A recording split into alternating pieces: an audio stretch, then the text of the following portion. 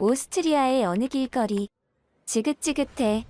가족의 인연이라는 것 하나만으로 내가 이 짓을 지속할 수 있을까? 이곳에는 다크서클이 깊게 팬 여성이 만사가 귀찮은 듯 거리를 거닐고 있습니다. 기운 없이 터벅터벅 길을 걷던 여성은 갑자기 어떤 매장에 진열된 TV를 바라보며 걸음을 멈추는데요. 한참을 TV만 바라보던 여성은 얼마 후 갑작스럽게 한국으로 떠납니다. 그리고 그곳에서 한겨울에는 어울리지 않는 복장을 하고 돌아다니는 한국인 중년 남자를 만나게 되면서 충격적인 경험을 하게 되었다고 합니다. 도대체 그녀에게는 어떤 사연이 있었던 것일까요? 안녕하세요. 저는 오스트리아에서 평범한 사무직으로 근무 중인 안네 마리아라고 합니다. 저에게는 몸이 다소 불편하신 아버지가 한 분 계십니다. 아버지는 제가 어린 시절부터 밖으로 나돌며 가정을 소홀히 하셨고 그 때문에 어머니와 이혼을 하게 되면서 저를 혼자 키우셨죠. 아니, 그저 양육권만 가지고 있었다는 표현이 더욱 어울리겠네요. 아버지는 그냥 저를 방치하셨고 혼자서 늘 하던 그대로 밖으로 돌아다니며 가정에는 신경을 쓰지 않으셨으니까요. 그러다가 어느 날 아버지는 술을 먹고 돌아오는 길에 차에 치여 장애인이 되었습니다. 저는 그 이후로 혼자서 일을 하며 돈을 벌었고 집으로 돌아오면 아버지의 수발을 들어주는 일을 하게 되었죠. 그게 벌써 10년 전의 일이네요. 한편으로는 아버지가 내 부모라는 이유로 이토록 오랜 시간 간병을 하고 수발을 들어줘야 할 의무가 있는 건가 하는 생각을 하기도 했습니다. 아버지는 나에게 그런 의무를 이행한 적이 없었기에 시간이 흐를수록 저는 불만이 늘어만 갔죠. 요즘에는 그냥 모든 것을 포기해버리고 오롯이 저의 인생을 살고 싶은 생각이 간절합니다.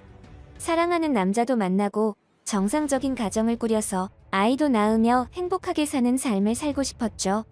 하지만 매일 저만 보면 미안하다는 말만 입에 달고 사는 아버지를 차마 혼자 두고 내 인생 살겠다고 도망갈 용기는 나지 않더군요.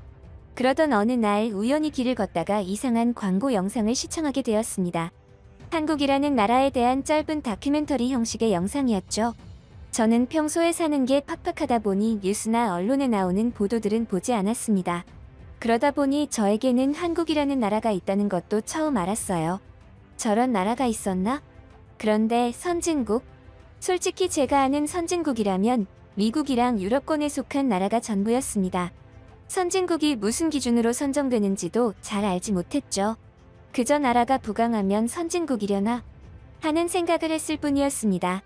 제가 사는 오스트리아도 세계의 중심권에서 벗어나 있어서 초라해 보일 수는 있지만 그럼에도 불구하고 철강과 기계공업 위주의 산업 기반이 탄탄하여 선진국으로 불리고 있었습니다. 하지만 저는 잘 알고 있었죠. 나라가 선진국이라 해서 모든 국민들이 다 잘 살고 행복할 수는 없다는 것을 말이에요. 제가 그 산 증인이었죠. 하지만 제가 광고 영상에서 본 한국은 저에게 있어서 아주 큰 호기심이 생기게 했습니다.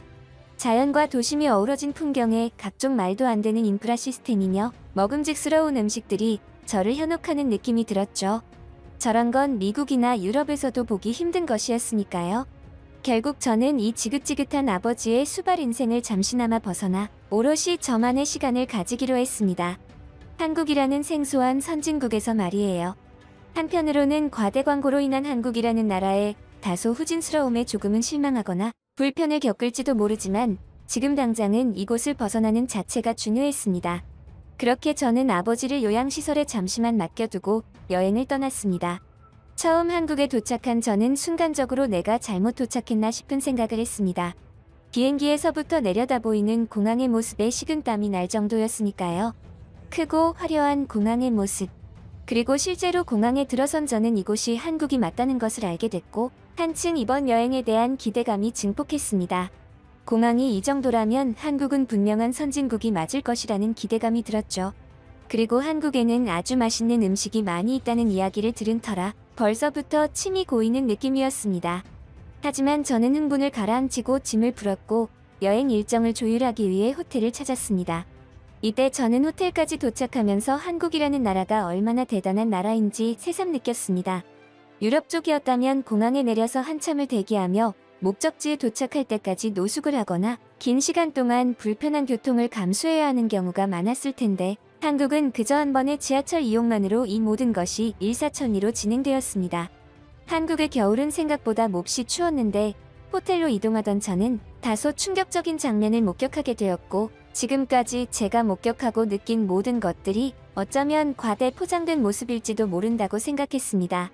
왜, 그런 것 있지 않습니까? 언뜻 보기에는 모든 사람이 행복하고 잘 사는 것처럼 보이지만 현실은 몹시 가난한 사람들이 넘쳐나는 다소 이중적인 면모들 말입니다. 지하철역을 빠져나와서 호텔로 가던 중 살갗이 아려오는 한국 겨울 날씨에 반팔티를 입고 돌아다니는 한국의 중년 남자를 목격했습니다.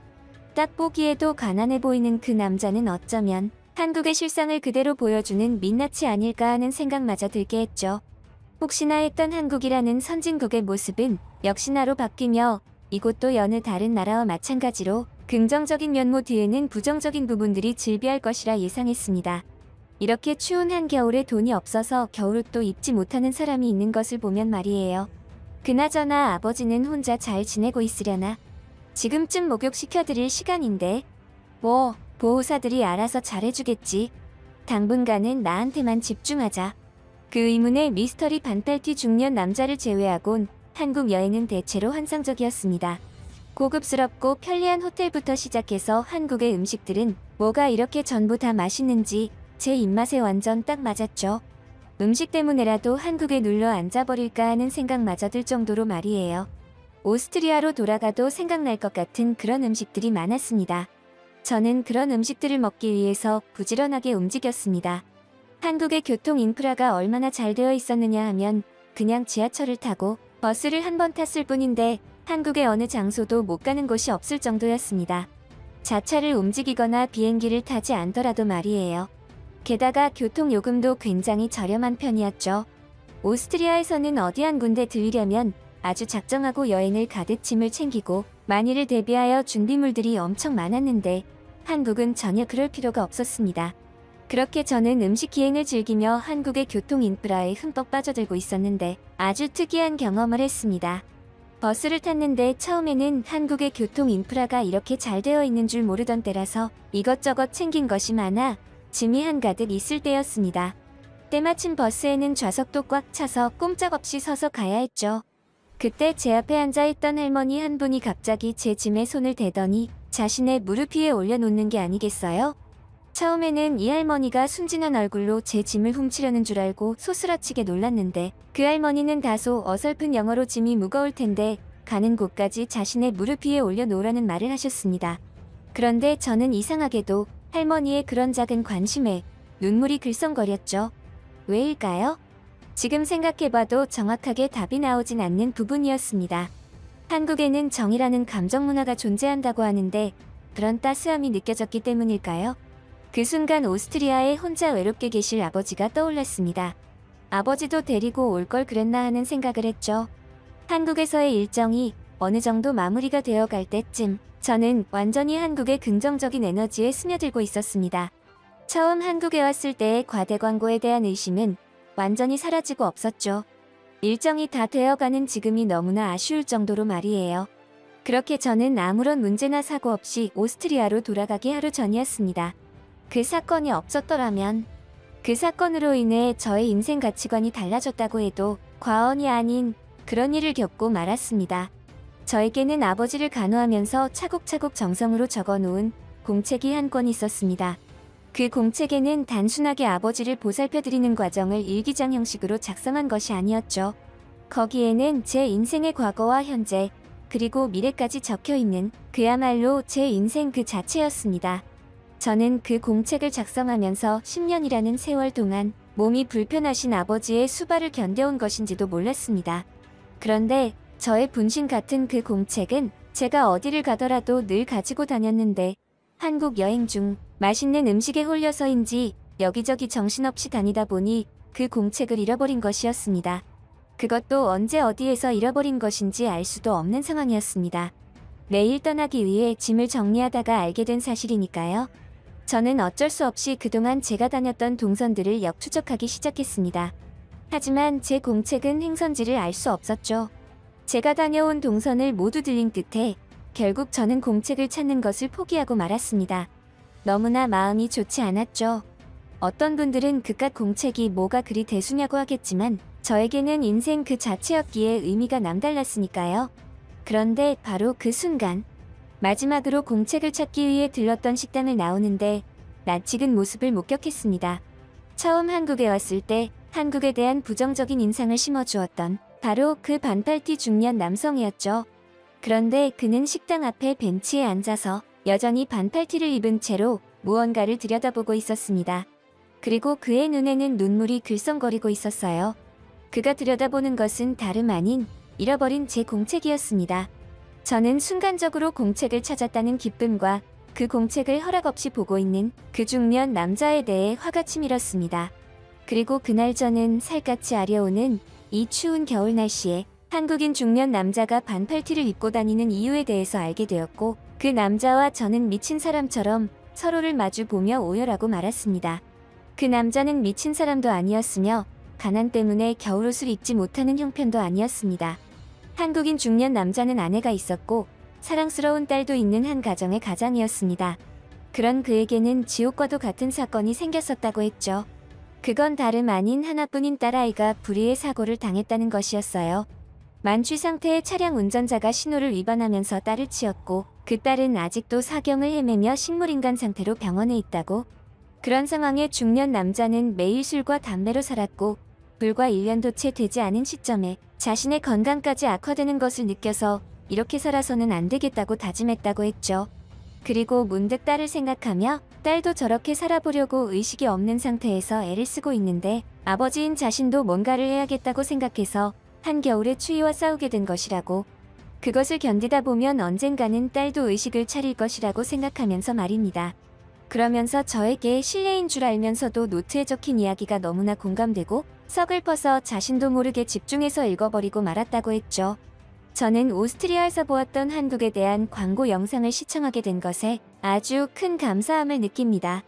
만약 제가 그것을 보지 못했더라면 한국이라는 나라에 대해서 알지 못했을 것이고 그곳에 여행을 가지도 않았을 테니까요. 그날 이후 오스트리아로 돌아온 저는 아버지와 아주 행복한 삶을 살고 있습니다. 이전에는 그저 서로 무뚝뚝하게 할 일만 했다고 한다면 지금은 뭐랄까? 좀 더 애틋해졌다고 할까요? 저에게 늘 미안하다는 말 외에는 하지 않던 아버지도 이제는 이런저런 부탁도 하시고 농담도 주고받죠.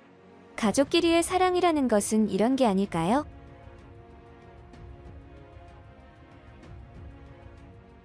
프랑스 파리의 어느 피부관리 매장. 그 여자는 대체 뭔 소리를 하는 거야? 그딴 게 대체 뭔데? 한국 스타일? 여기서 그런 걸 왜 찾는 건데? 이곳에는 손님이 없어서 불만족스러운 매장의 사장이 투덜거리고 있습니다. 하지만 무슨 일인지 한국 스타일에 대해서 투덜거리며 불만족을 드러내는데요. 사실 이 매장은 얼마 전까지만 하더라도 이 지역에서는 알아주는 피부관리 매장이었습니다. 하지만 무슨 일인지 갑작스럽게 손님의 발길이 끊기게 되었고, 이곳 매장의 사장은 손님이 없어진 충격적인 이유에 대해서 알게 되자 분노를 감추지 못했다고 합니다. 도대체 그곳에서는 무슨 사연이 있었던 것일까요? 안녕하세요. 저는 프랑스에서 피부관리 매장을 운영 중인 마리앙느라고 합니다. 오늘 여러분들에게 공개하고자 하는 이야기는 제 인생에 있어서 한국이 어떠한 영향을 끼쳤는지 알려드리고자 합니다. 그리고 여러분들 중에서 혹시 저와 같은 경험을 하고 있으시다면 조금이나마 도움이 되시리라 생각합니다. 저는 어린 유년 시절부터 불평불만이 참 많은 아이였습니다. 매사에 일이 잘 풀리지 않을 때마다 남 탓을 하거나 늘 다른 곳에서 그 원인을 찾고는 했죠. 사실 저도 처음부터 그렇게 신경질적인 사람은 아니었습니다. 제가 신경질적인 사람이 된 시기는 정확하진 않지만 아마도 사춘기가 되면서부터였던 것 같아요. 그때부터 제 얼굴과 몸에는 여드름과 피부 트러블들이 생기기 시작했고, 그 때문에 학창시절 내내 친구들 사이에서는 여드름 괴물이라는 별명이 생겨버린 아주 부정적인 경험들이 있었거든요. 그 당시에는 저의 여드름 투성이 피부에 불만을 가졌고, 텔레비전 방송에 나오는 부드럽고 맑은 피부를 가진 여자들과 모델들을 부러워했습니다. 그들과 같은 깨끗한 피부를 갖고 싶었죠. 하지만 제 피부 트러블을 고치기 위해서 좋은 피부 약도 발라보고 먹는 것에도 신경을 썼지만 별 소용이 없었습니다. 그러다가 어느 날 우연히 텔레비전 광고에서 저는 희망을 발견했죠. 피부 관리를 전문적으로 해주는 매장과 업체의 존재를 알려주는 광고였습니다. 저는 그때부터 피부 관리 분야에 대해서 큰 관심을 가지게 되었죠. 심지어 부모님 몰래 광고에서 보았던 피부 관리 매장에 직접 찾아가서 관리를 받아보게 되었습니다. 그리고 결심했죠. 이 분야의 전문가가 되겠노라고 말이에요. 단 한 번의 피부 관리를 받았음에도 눈에 띄게 트러블이 완화되는 것을 느꼈거든요. 그 이후로 피부 관리 분야에 저의 인생을 걸었습니다. 매사에 신경질적이던 저는 비로소 제가 하고 싶은 일을 찾은 느낌이었습니다. 피부 관리를 받으면서 저의 피부 관리가 좋아지는 것도 좋았지만 저와 같은 피부 트러블로 고민이 있는 사람들을 치유해주는 그 희열은 그보다 훨씬 더 좋았죠.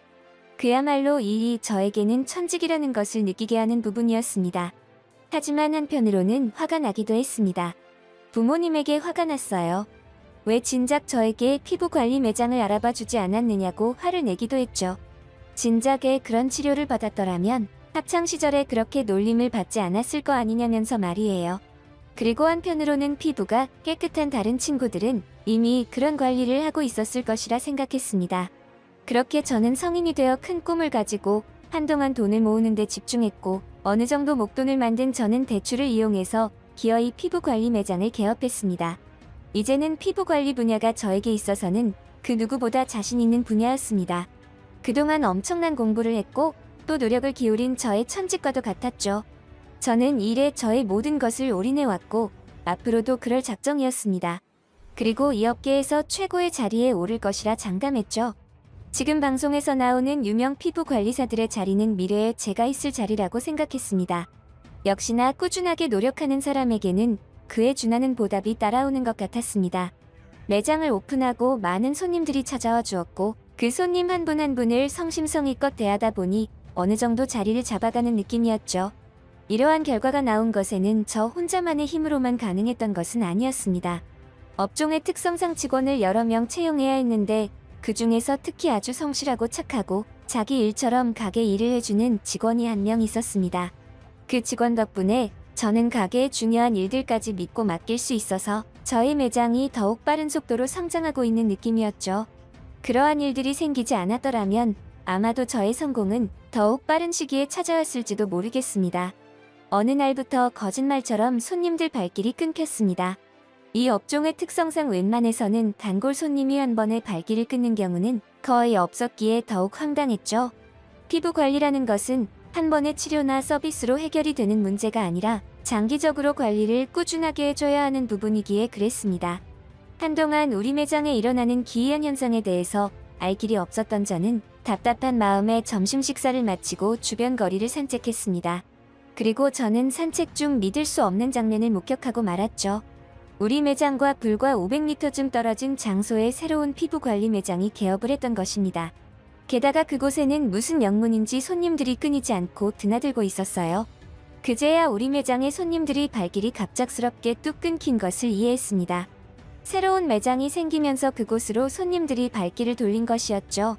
하지만 발길을 돌린 손님들은 더 이상 우리 매장을 이용하지 않았습니다. 이대로면 대출금을 갚기도 전에 파산을 해야 할 지경이었기에 큰 위기감을 느꼈죠. 사실 저는 이해할 수 없었습니다. 새로운 매장들이 제 주위에 생겼다고 한들 대체 무엇 때문에 우리 매장이 아닌 다른 매장에 가는 것인지 말이죠. 그렇게들 보는 눈이 없나 하는 생각을 했습니다. 하지만 한편으로는 혹시 어쩌면 저보다 더 좋은 기술이나 뭔가가 있지는 않을까 하는 불안감도 들었죠. 손님들의 입장에서는 그래야만 그 매장을 방문하게 되니까요. 어쩌면 완벽하다고 생각했던 저의 기술과 매장 시스템이 아직은 부족한 게 아닐까 하는 생각마저 했습니다. 그래서 저는 다시 한번 매장을 다듬었습니다. 내부적으로 문제점이 없는지 파악했고 더 좋은 아이디어나 기술들이 있으면 받아들이고 발전시키려고 부단하게 노력했죠. 자료를 찾아다녔고 닥치는 대로 정보를 수집했습니다. 그리고 그것들을 저의 것으로 만들기 위해서 가게 운영 시간 중 손님이 없는 시간을 이용했고 심지어 일을 마치고 퇴근을 한 이후에도 그 일들은 이어졌습니다. 하지만 저는 처음으로 노력은 배신하지 않는다는 원칙을 후회했습니다. 그렇게 노력하고 성장하려고 노력했지만 매장의 손님들은 크게 늘지 않았죠. 오히려 제가 발악할수록 근처에 새롭게 개업한 피부 관리 매장이 성행하는 느낌마저 들었습니다. 도대체 왜지? 우리 매장이 저 매장보다 못한 게 뭘까? 그냥 단순하게 운으로 치부하기엔 모든 것이 너무나 이상했습니다. 이렇게까지 저의 단골 손님들까지 모두 새로 생긴 매장에 빼앗긴 상황들이 말이죠. 그래서 저는 손님으로 가장하여 새로 생긴 그 매장을 염탐했습니다. 하지만 저는 그곳에서 피부 관리를 받아보기도 전에 크게 경악했고 이내 그곳을 빠져나오고 말았죠. 저런 배은망덕한 것을 봤나? 저 인간이 왜 여기에 있는 거야? 이게 다 저것 때문이었어? 순간적으로 혼란스러운 마음에 그곳을 박차고 나왔는데 그곳에는 우리 매장에 일하던 직원이 있었습니다. 그것도 우리 매장 일을 자기 일처럼 꼼꼼하게 해주던 그 성실한 직원 말이죠. 그러고 보니 얼마 전 개인 사정으로 가게를 그만둔 그 시점과 새롭게 매장이 생긴 시점이 그리 차이가 나지 않았습니다. 알고 보니 그 인간은 이곳에 새로운 매장을 개업하기 위해서 이 동네에서 가장 손님이 많은 저의 매장에 위장 취업을 했던 아주 나쁜 인간이었어요. 최소한 상도덕이라는 게 있는 거 아니겠습니까? 위장 취업을 하는 것 자체는 좋다 이겁니다. 하지만 최소한 제 매장과 이렇게 가까운 곳에 개업하는 건 대놓고 저를 엿먹이려는 행동이라고 생각했습니다. 믿었던 도끼에 발등을 제대로 찍힌 상황이었죠. 모든 것은 저 인간 때문이었습니다. 내가 왜 몰랐을까? 저 영악한 것의 속셈을. 그러고 보면 나도 참 멍청한 인간이었구나. 내 일처럼 열심히 하는 모습에 순진하게 당하고 말았으니 그 이후로도 저는 한동안 힘든 시간을 보내야 했습니다.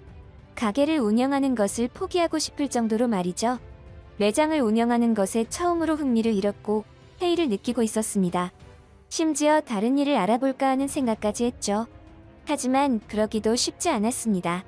대출금도 다 갚지 못한 상태인데 새로운 도전을 했다가 실패하면 그야말로 저의 인생까지 위태로운 지경에 놓이게 되는 것이니까요. 그러던 어느 날 일찍부터 끊긴 손님 때문에 이런저런 잡생각이 많아지던 날이었습니다. 오늘 오후 손님은 끝인가 보다 하고 정리를 하려고 하는 그 순간 다소 이질적인 외모의 여자 손님이 찾아왔습니다. 이곳 프랑스에서는 잘 볼 수 없는 아시아 계통의 여자 손님이었죠. 그 손님은 가게를 이리저리 둘러보며 피부 관리를 상담했습니다. 그러다가 다소 의문이라는 표정으로 저에게 묻더군요. 팩 같은 서비스는 따로 없느냐는 질문이었습니다. 한국에서는 그러한 서비스가 기본적으로 포함되어 있다면서 말이죠. 저는 처음에 진상 손님이구나 하는 생각을 했습니다. 다른 나라의 서비스를 이곳에서 바라는 것 자체가 진상이라고 생각했거든요. 그 손님은 그럼에도 저희 매장에서 피부 관리를 받았고 별다른 진상 행동 없이 무사히 서비스 받고 나가셨죠. 한국인이었던 그 손님이 나간 이후에도 저는 한동안 투덜거렸습니다. 그 여자는 대체 뭔 소리를 하는 거야? 그딴 게 대체 뭔데? 한국 스타일? 여기서 그런 걸 왜 찾는 건데? 안 그래도 손님이 없어서 스트레스를 잔뜩 받고 있던 저였기에 별일 아닌 일에도 신경질이 나더라고요.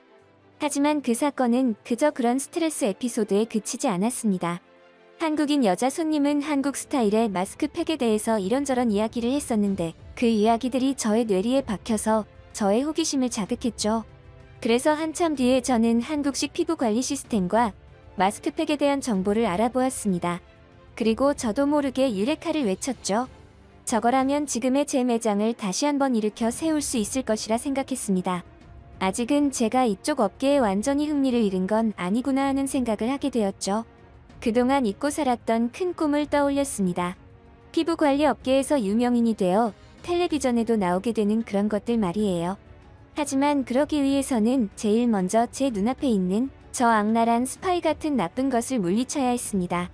그 스파이는 저의 매장에서 일하며 저의 노하우를 빼돌렸고 심지어 저의 단골 손님 명단까지 빼돌려서 악의적으로 저의 영업을 방해하고 있는 최악의 악이었습니다.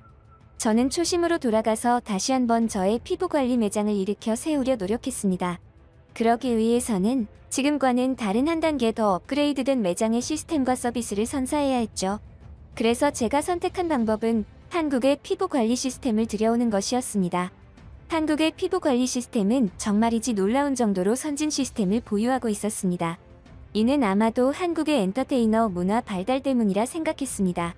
게다가 최근에는 인공지능으로 피부를 관리하는 시스템도 있었는데 한 번의 얼굴 스캔으로 얼굴 전체를 스캔하여 모공과 주름 트러블, 세 항목으로 나눠서 종합적인 피부 점수를 매기고 자동으로 맞춤형 케어 서비스까지 추천해주는 그야말로 획기적인 시스템이었습니다. 거기에 더불어 저의 매장에 오는 모든 손님에게 한국식 마스크팩을 서비스로 제공해 주었습니다. 프랑스에서도 얼굴 피부를 위해서 팩을 하는 경우가 있었지만 대부분 크리미나 겔 타입의 마스크팩 상품뿐이었습니다. 하지만 얼마 전 저의 매장에 방문했던 한국인 손님 덕분에 알게 된 한국식 시트 타입의 마스크팩에 대해서 알아보았고 여러 테스트를 거친 결과 한국식 시트형 마스크팩의 효과는 타의 추종을 불허했습니다. 게다가 시트형 마스크를 낱개로 서비스로 손님에게 드리는 경우 광고 효과도 보고 금전적으로도 부담이 적었기에 일거양득의 효과를 가져왔죠. 새롭게 바꾼 한국식 피부관리 시스템의 효과는 그야말로 굉장했습니다. 프랑스에서 피부 관리에 신경 좀 쓴다고 하는 여자들은 죄다 우리 매장에 발을 들이는 느낌이었어요. 그야말로 초대박이 난 것이죠. 결국 저는 깨달았습니다. 어떤 현상이나 결과에 대해서 모든 것을 타인의 탓으로 돌리던 제 생각이 완전히 잘못되었다는 것을 말이에요. 결국 제가 어떠한 방향으로 어떤 선택을 하느냐에 따라서 이처럼 완전히 다른 결과를 얼마든지 낼 수 있다는 것을 더 이상 저는 매장의 기밀성 정보들을 직원들에게 공유하지 않았습니다. 사람을 믿고 안 믿고의 문제가 아니라 결국에는 그것이 제 사업의 비전과도 맞물려 있는 중요한 부분이었기에 당연한 일이었죠. 그날 이후 저는 지역 방송이긴 하지만 방송에도 출연했으며 아직도 동네에서 가장 잘 나가는 피부 관리 매장을 운영 중에 있습니다. 최근에는 다른 지역에도 분점을 내기 위해서 열심히 준비 중이죠. 그리고 우리 동네 근방의 반경 3km 안에는 이제 피부 관리 매장이 거의 사라졌습니다. 저 혼자 살아남았죠. 기존의 매장들은 항복을 선언하고 폐업하거나 지점을 옮기는 선택을 했습니다. 저의 뒤통수를 야무지게 쳤던 직원이 개업한 그 매장도 포함해서 말입니다. 저의 사연을 듣는 많은 분들에게 말하고 싶은 것이 있습니다. 특히 힘든 일이 생기거나 어려운 상황에 놓인 사람 중에서는 매사에 남 탓을 하는 사람들이 많을 것입니다. 나는 잘했는데 너희들이 문제야. 라는 식으로 말이죠. 하지만 대부분의 경우에는 지금 당신의 눈앞에 일어난 모든 일들은 당신이 과거부터 지금까지 행해왔던 선택의 결과물입니다. 그러니 지금부터라도 제대로 된 방향을 찾고 올바른 선택을 해야 합니다. 그렇다면 당신의 인생도 최소한 지금보다는 나은 삶이 될 것이라고 장담합니다. 저와 한국의 인연에 대한 긴 이야기 들어주셔서 감사합니다.